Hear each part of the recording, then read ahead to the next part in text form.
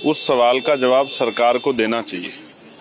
सरकार को बहस से नहीं भागना चाहिए, सरकार को सामने खड़े होकर जवाब देना चाहिए। जनता ने मैंडेट दिया है, जनता ने वोट दिया है आपको, तो जवाबदेही सुनिश्चित होती है। विपक्ष थोड़ा ही सरकार में है, एनडीए सरकार में, तो एनडीए सरकार को जवाब देना चाहिए। जिस तरह की चीजों पे सवाल खड़े हो रहे हैं, जिस तरह से लोगों के मन में भय पैदा हो रहा है, एसआईआर हो या कई ऐसी चीजें हैं, जिस तरह से जो है धर्मनिरपेक्षता पे हमला हो रहा है, आर्टिकल 28, 30 का वोलेशन हो रहा है, 25, 26 का वोलेशन हो रहा है, इसका जवाब सरकार को देना चाहिए। तो सरकार जवाब नहीं देगी तो फिर विरोध प्रदर्शन तो होगा ही। तो लोकतांत्रिक प्रक्रिया है। क्या भारतीय जनता पार्टी ने कभी विरोध नहीं किया है क्या? लेकिन प्रधानमंत्री जी का साफ तौर पर कहना है कि पॉलिटिक्स में नेगेटिविटी में भी हो सकती है, लेकिन इस तरीके से जो है देश की विकास में इस तरीके की चीजें बाधा बिल्कुल भी नहीं। देश का विकास तो दिख रहा है, वो कागजों पर है या प्रधानमंत्री जी के भाषणों में या मुख्यमंत्री के भाषणों में, बाकी जमीन पे तो नहीं है। जमीन पे होता तो 10-10 हजार रुपए थोड़े देने पड़ते आपको वोट को खरीदने के लिए। ये तो सर्व जाहिर हो गया है। आप ये देखिए एसआईआर में कितने बीएलओ की जान चली गई है। क्यों आपको 7 दिन बढ़ाने पड़े? इलेक्शन कमिश्नर को क्यों बढ़ाने पड़े? क्योंकि आप भी जानते हैं जिन लोगों पे पिछले 10-12 साल में जातिगत गणना नहीं हुई है, वो इतने कॉलम्स पूरे करा के जो है 1 महीने में 100 करोड़ मतदाताओं का सत्यापन कर देंगे। ये जो तमाम सब चीजें हो रही है, ये जनता के सामने है और लोग देख रहे हैं किस तरह से वोट की चोरी हो रही है। कहीं 42 लाख वोट काट दिए, कहीं 37 लाख बंगाल वोट काट दिए। और जिन स्टेटों में चुनाव नहीं है उनमें एसआईआर की रफ्तार धीमी क्यों? ये जो तमाम बीएलओ है, ये इन बीएलओ को शहीद माना जाएगा। और मैं आपकी जानकारी के लिए बता रहा हूँ, उत्तर प्रदेश जितने बीएलओ की जान गई उनमें 99% शेड्यूल कास्ट और बैकवर्ड के बीएलओज हैं। यानी कि शेड्यूल कास्ट बैकवर्ड के कर्मचारियों की एसआईआर के जरिए हत्या की जा रही है। इलेक्शन कमिश्नर को जवाब देना चाहिए कि इन कर्मचारियों की जान लेने का ठेका क्या उन्होंने ले रखा है, इन कर्मचारियों के परिवारों का क्या होगा, इसका जवाब जो इलेक्शन कमिश्नर को देना चाहिए। और वोट की चोरी हम लोग नहीं होने देंगे। मैंने कल भी कहा था, मैं दोहरा रहा हूं कि ये वोट बाबा साहब अम्बेडकर के 4 बच्चों को कुर्बानी से हमें मिली है। हम अपनी एक भी वोट नहीं जाने देंगे। ये वोट हमारा हथियार है और हम अपनी वोट की रक्षा करेंगे और एक एक वोट की सुरक्षा करके ज्यादा मतदान हो, इस विषय में लोगों को जागरूक करें। बाबा साहब भीमराव अम्बेडकर जी और देश की आजादी के बाद हमें एक वोट डालने का अधिकार मिला। इधर जब से भारतीय जनता पार्टी हारी है और खासकर उत्तर प्रदेश से हारी है, तब से भारतीय जनता पार्टी के अंदर बेचैनी है। ये लोकतंत्र बचाने के लिए जो आह्वान हो रहा है उनका, तब लोकतंत्र मजबूत होगा जब हमारा वोट डालने का अधिकार निष्पक्ष और हमारे वोट डालने के अधिकार को न छीना जाए। एसआईआर को लेकर के चिंता जो थी वो आज सच्चाई में बदलती हुई दिखाई दे रही है। अगर वोट कट जाएगा एक मतदाता का, तो उसका ड्रीम कैसे पूरा होगा? एक मतदाता का ड्रीम यह है कि उसका वोट पड़ेगा, उसके अधिकार के तहत जब वो अपना अधिकार वोट डालने का पूरा करेगा तो वह अपने सपनों को पूरा करता है। अगर किसी से नाराज है तो खिलाफ डालता है, अगर पक्ष में तो उसके पक्ष में डालता है। इधर जो तरीका अपनाया भारतीय जनता पार्टी ने, क्योंकि संसाधन का मुकाबला भारतीय जनता पार्टी का कोई नहीं कर सकता। जो जानकारी मुझे मिली है, हासिल हुई है, वो जानकारी ये है कि इन्होंने आईटी की कंपनियां बड़ी बड़ी हायर की हैं। उनके माध्यम से इनके पास पूरी वोटर लिस्ट का डिटेल है। इन्होंने जो हायर की हैं कंपनियां, कुछ नोएडा की कंपनियां जो इनके लिए काम कर रही हैं, नोएडा में स्थित जो कंपनियां हैं वो इनके लिए काम कर रही हैं। मोटा फीस लेते हैं, मोटा पैसा लेते हैं, तब वो पॉलिटिकल पार्टी के लिए काम करते हैं।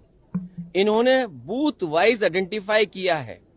2024 में जो बूथ उत्तर प्रदेश में भारतीय जनता पार्टी हारी है, उन बूथों पर विशेष निगरानी, विशेष एसआईआर, वोट काटने के लिए एसआईआर, ये वोट बढ़ाने के लिए एसआईआर नहीं है। ये जो रिवीजन चल रहा है, ये लोकतंत्र को मजबूत करे, वोट मिले। इलेक्शन कमीशन का काम क्या है? इलेक्शन कमीशन का काम ये है कि ज्यादा से ज्यादा वोट बने, लेकिन इधर भारतीय जनता पार्टी के दबाव में ये कोशिश हो रही है कि ज्यादा से ज्यादा वोट कटे। ये एसआईआर का काम नहीं हो सकता है और बहुत संवेदनशील है, बहुत सावधानी के तहत ये काम करना है। जो बीएलओज हैं, बताया तो ये गया था कि उन्हें ट्रेनिंग दी जाएगी, उन्हें आज के हिसाब से जो कैसे उन्हें अपलोड करना है, कैसे फॉर्म भरना है, उस सब चीज की ट्रेनिंग दी जाएगी। लेकिन जमीनी हकीकत हम देखते हैं तो बहुत सारे बीएलओ फॉर्म नहीं भर पा रहे हैं, उन्हें दिक्कतें आ रही अपलोड करने के लिए। कई जगह मैंने खुद देखा, अपने सामने देखा है कि वो जो बीएलओ बने हैं वो अपने परिवारों के सदस्यों के साथ हैं, उनका पूरा परिवार लगा है उनकी मदद करने में।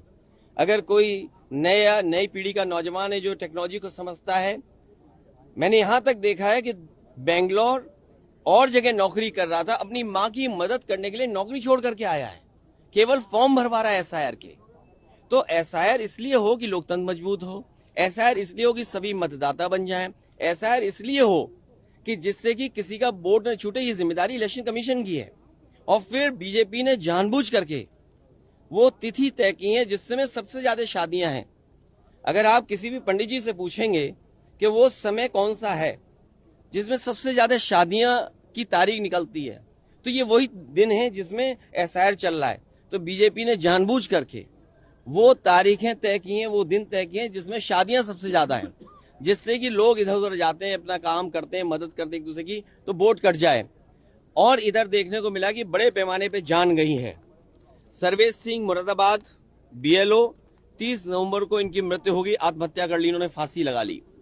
सर्वेश कुमार गंगवार ड्यूटी के दौरान गिर करके, इतना प्रेशर था उनके ऊपर, फॉर्म भरिए, फॉर्म बांटिए और फॉर्म का काम करिए, अस्पताल में मौत हो गई। विजय कुमार वर्मा ब्रेन हेमरेज हुआ, इलाज के दौरान निधन हो गया। इस परिवार से मैं मिला हूं। विपिन कुमार यादव मृत्यु हुई, परिवार व वीडियो का काम दबाव बताया गया, और किसका दबाव ऐसा कि वोट काटिए आप। रंजू दुबे ड्यूटी के दौरान मृत्यु, परिवार के ने काम के दबाव का आरोप लगाया। बिजनौर में कार्डियक अरेस्ट, शाम में फॉर्म अपलोडिंग करने के बाद हालत बिगड़ी। तो सोचिए, दिन रात काम कर रहे हैं, गलियों में भटक रहे हैं, तो ये जल्दीबाजी क्यों? यूपी में कोई इलेक्शन नहीं है, अभी इलेक्शन अभी टाइम है, तो आप आराम से करते और सहूलियत के साथ करते, बहुत सावधानी से करते, बहुत सिंसियरिटी के साथ करते। ये कौन सा लोकतंत्र में आप किसका ड्रीम पूरा करना चाहते हैं?